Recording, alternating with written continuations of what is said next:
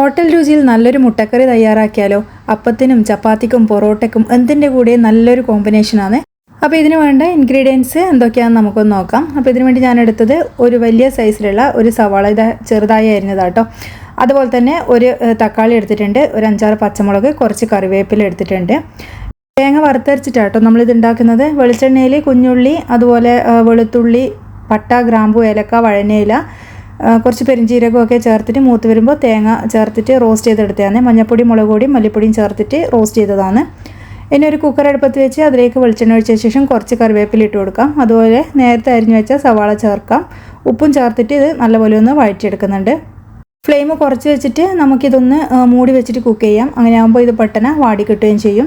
അതുപോലെ നമ്മളിത് കുക്കറിൽ വേവിക്കുന്നതുകൊണ്ട് തന്നെ ഒരുപാട് അങ്ങ് വെന്ത് ഉടഞ്ഞു പോകേണ്ട ആവശ്യമൊന്നുമില്ല. ഇനി ഇതിലേക്ക് നമുക്ക് ആവശ്യത്തിനുള്ള പച്ചമുളകും അതുപോലെ തന്നെ കുറച്ച് ഇഞ്ചി വെളുത്തുള്ളി പേസ്റ്റും കൂടിയും ചേർത്ത് കൊടുക്കാം. ഇനി നമ്മൾ നേരത്തെ കട്ട് ചെയ്ത് വെച്ച തക്കാളിയും കൂടിയും ചേർത്തതിന് ശേഷം നമുക്കിത് മൂടി വെച്ചിട്ട് വീണ്ടും ഒന്ന് കുക്ക് ചെയ്തെടുക്കാം. അപ്പോൾ തക്കാളി നല്ലപോലെ ഒന്ന് സോഫ്റ്റായി കഴിയുന്നത് വരെ നമ്മളിത് കുക്ക് ചെയ്തെടുക്കണം. നല്ല പഴുത്തതായതുകൊണ്ട് തന്നെ പെട്ടെന്ന് നമുക്ക് കുക്കായി കിട്ടും. അതുപോലെ മഞ്ഞൾപ്പൊടിയും മുളക് പൊടിയും കുറച്ച് മല്ലിപ്പൊടിയും ചേർത്ത് കൊടുക്കുന്നുണ്ട്. അതും ചേർത്തിട്ട് ഇതിൻ്റെ പച്ചമണം നല്ലപോലെ ഒന്ന് മാറ്റിയെടുക്കണം. അല്ലെങ്കിൽ ഒരു കറി കഴിക്കുന്ന സമയത്ത് ഒരു പച്ചക്കുത്ത് ഉണ്ടാകും. അപ്പോൾ അതുകൊണ്ട് നല്ലപോലെ പച്ചമണം മാറ്റിയെടുത്തതിന് ശേഷമാണ് ഇത് കുക്ക് ചെയ്യാൻ. ഒരു 1/4 ഗ്ലാസ് വെള്ളവും കൂടിയും ചേർത്ത് കൊടുക്കാം. എന്നിട്ട് നമുക്കിതൊരു മീഡിയം ഫ്ലെയിമിൽ 2-3 വിസിൽ വരുന്നവരെ ഒന്ന് വേവിച്ചെടുക്കാം. അതായത് നമ്മളെ തക്കാളിയും സവാളയൊക്കെ നല്ലപോലെ ഒന്ന് വെന്ത് കിട്ടണം.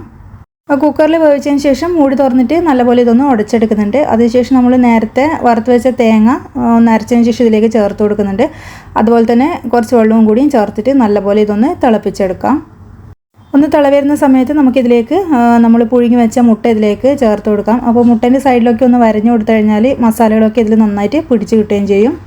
ഇനി ഫ്ലെയിം നല്ലോണം കുറച്ച് വെച്ചതിന് ശേഷം കുറച്ച് അണ്ടിപ്പരിപ്പ് ഒരു 10 മിനിറ്റ് ചൂടുവെള്ളത്തിൽ കുതിർത്തിട്ട് അരച്ചത് ഇതിലേക്ക് ചേർത്ത് കൊടുക്കാം. അപ്പോൾ ഹോട്ടലിലൊക്കെ അണ്ടിപ്പരിപ്പൊന്നും ചേർക്കില്ല, തേങ്ങാപ്പാൽ ചേർക്കുന്നുണ്ട്. അപ്പോൾ തേങ്ങാപ്പാലോ അല്ലെങ്കിൽ തേങ്ങാപ്പാലിൻ്റെ പൊടി ഒന്ന് മിക്സ് ചെയ്തിട്ട് ചേർത്ത് കൊടുത്താലും മതി. ഇനി നമുക്ക് ഫ്ലെയിം ഓഫ് ചെയ്തിട്ട് ലാസ്റ്റ് മല്ലിച്ചപ്പും കുറച്ച് പുതിനയും ചേർക്കാം.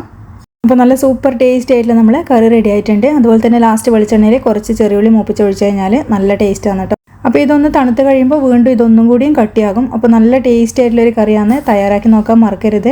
അടുത്ത വീഡിയോയിൽ നമുക്ക് വീണ്ടും വേറെ റെസിപ്പി ആയിട്ട് കാണാം. അതുപോലെ ചാനൽ സബ്സ്ക്രൈബ് ചെയ്യാനും ലൈക്ക് ചെയ്യാനും ഷെയർ ചെയ്യാനും ഒന്നും മറക്കല്ലേ.